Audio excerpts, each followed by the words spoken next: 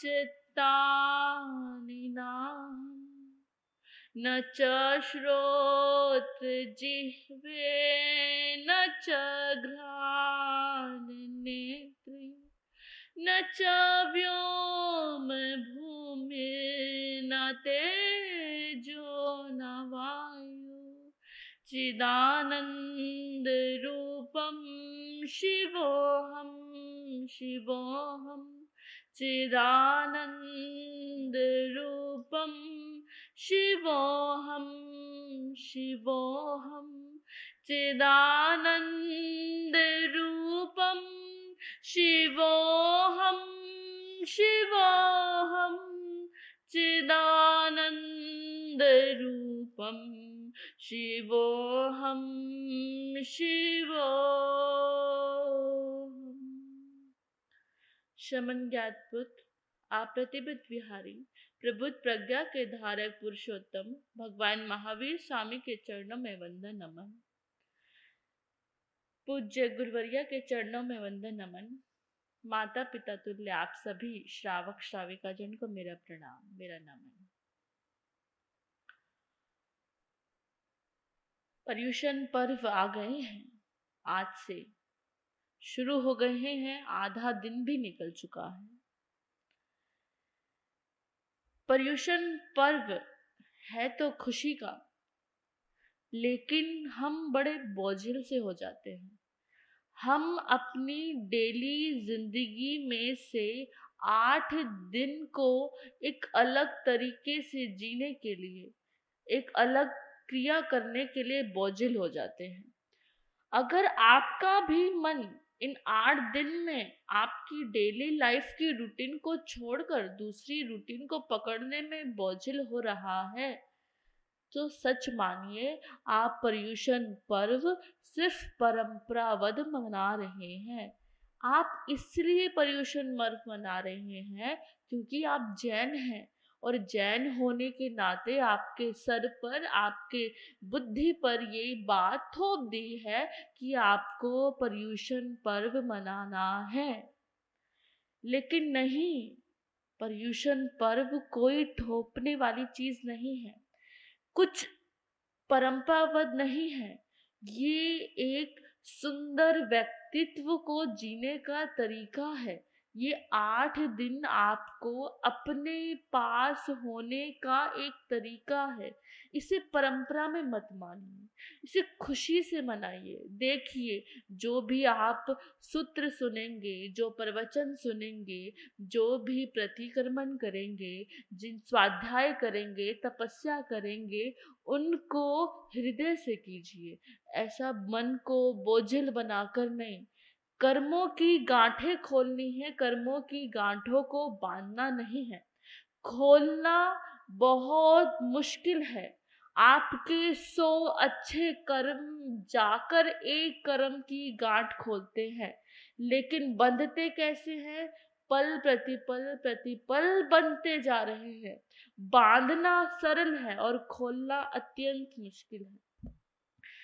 भगवान महावीर, अभी आप महाराज साहब से सुन रहे थे, भगवान महावीर, हमने भगवान महावीर के सूत्रों को पोथी बनाकर, शास्त्र बनाकर बगल में अलमारी में दबाकर रख दिया। हम उन शास्त्रों के लिए, उस पोथी के लिए लड़ तो जरूर सकते हैं। मेरे महावीर के शास्त्र, मेरे महावीर के आगम, मेरी महावीर की वाणी, इसके लिए हम लड़ जरूर सकते हैं, लेकिन बैठकर उसको खोलकर उस सूत्र का क्या अर्थ है वो समझेंगे नहीं। कितनी व्यवहारिक बात है, कैसे भगवान महावीर का जीवन रहा होगा। उन्होंने कितनी साइंटिफिक, वैज्ञानिक दृष्टि से भोजन नहीं करना है रात को बोला, लेकिन हमने क्या किया, उस बात को जैन धर्म का थप्पा लगाकर एक नियम बना दिया, और जहां जहां नियम होते हैं वहां वहां बाद में उसके खिलाफ विद्रोह होते ही हैं। हमें नियम का थप्पा लगाना ही नहीं, ये तो भगवान ने धर्म कहा ही नहीं। रात्रि भोजन का त्याग करो, ये धर्म की बात नहीं, ये तो जीवन जीने की बात बोली। चाहे तुम्हें संयम लेना है, मोक्ष जाना है, केवल ज्ञान प्राप्त करना है या नहीं करना, तुम्हें जीना कैसा है क्योंकि तुम एक इंसान बने हो, ये उसकी बात है। लेकिन जब हम उस पर धर्म का थप्पा लगा देते हैं, ना तो खुद उसको जी पाते हैं, ना दूसरों के लिए वो रास्ते खोल पाते हैं। अब 8 दिन हम क्या करेंगे? साल भर में हम ये करें या ना करें, 8 दिन में आपके सर पर घंटी लगी हुई है कि प्रतिक्रमण करना है। पता है ना? घंटी बज रही है कि शाम को जाकर प्रतिक्रमण करना ही है। बाहर से स्वाध्याय कराने वाले आए हुए हैं। आप प्रतिक्रमण कैसे खड़े हो? आपको उसका कुछ भी मतलब नहीं पता। वो कह रहे हैं खड़े हो जाओ तो खड़े हो रहे हो, बैठ रहे हो तो बैठ रहे हो, पैर मोड़ लो, पैर मोड़ लिया, तस्में छामी दुकड़म बोल दिया, तस्में छामी दुकड़म बोल दिया। बार बार बार बार नजर कहाँ जाती है? घड़ी पर जा रही है। अरे कितना लंबा चलेगा, कितना लंबा है, कितना कैसा है। अगर आप प्रतिक्रमण करने के लिए नहीं आते हो तो क्या किस लिए, क्या मन में भय बना रहता है? अगर प्रतिक्रमण करने नहीं गए तो 4 लोग क्या कहेंगे? फलाने की बहू तो 8 दिन में भी स्थानक नहीं आए। फलाने का बेटा, इतने बड़े श्रावक का बेटा होकर भी 8 दिन स्थानक में नहीं आया। यहाँ भी हमने अपने आप को बोझ में दबा दिया। यहाँ भी हमारे भीतर से कुछ नहीं आया कि प्रतिक्रमण करना है। प्रतिक्रमण क्या? भगवान महावीर का 12 तप में से जो पहला अंतर तप है वो है प्रायश्चित। प्रायश्चित तप। एक होता है पश्चाताप, एक होता है प्रायश्चित। पश्चाताप क्या?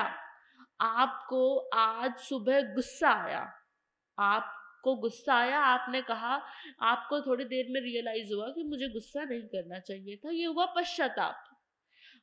आपको गुस्सा आया, आपने एक बात बना ली कि मुझे गुस्सा क्यों आया, क्योंकि उसने मेरी बात नहीं सुनी।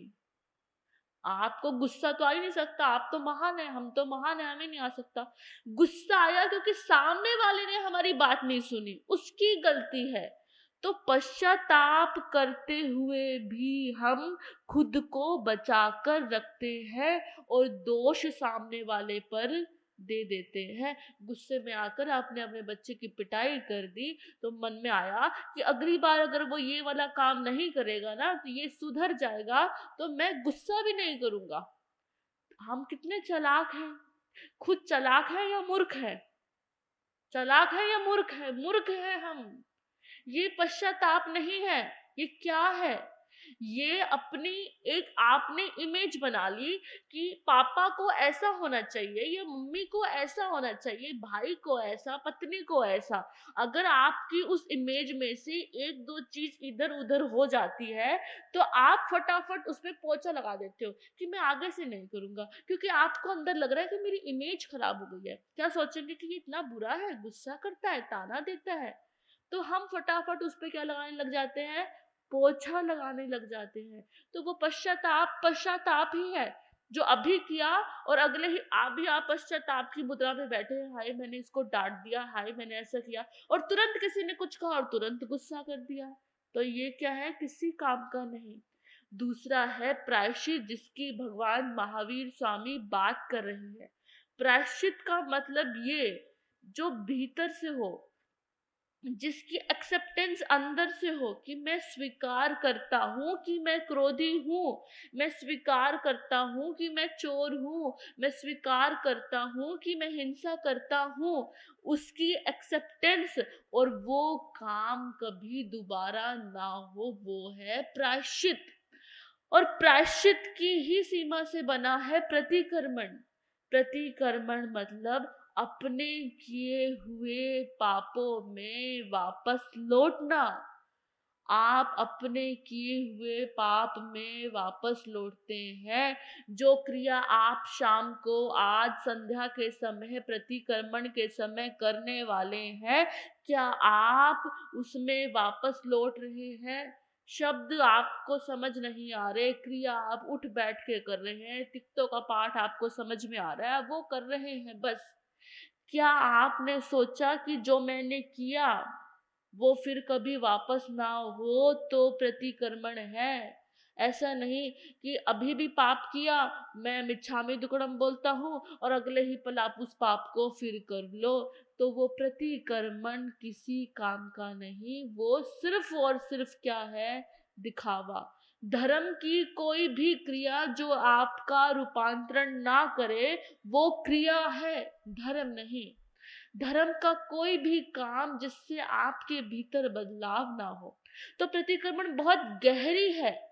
अगर आपको शाम को नहीं समझ में आ रहा, वो सूत्र समझ में नहीं आ रहे, तो आप मत करो। आप ये कर सकते हो, अपने आप को देखो, सुबह उठते ही, दोपहर में, शाम को, खाना खाते हुए, पानी पीते हुए, चलते हुए, आपने कौन कौन से पाप किए, उसकी माफी मांगो, उसकी क्षमा मांगो और प्रयास करो कि मैं वो काम वापस नहीं करूंगा। तभी सही मायनों में प्रतिक्रमण घटित आपके और हमारे जीवन में होगा।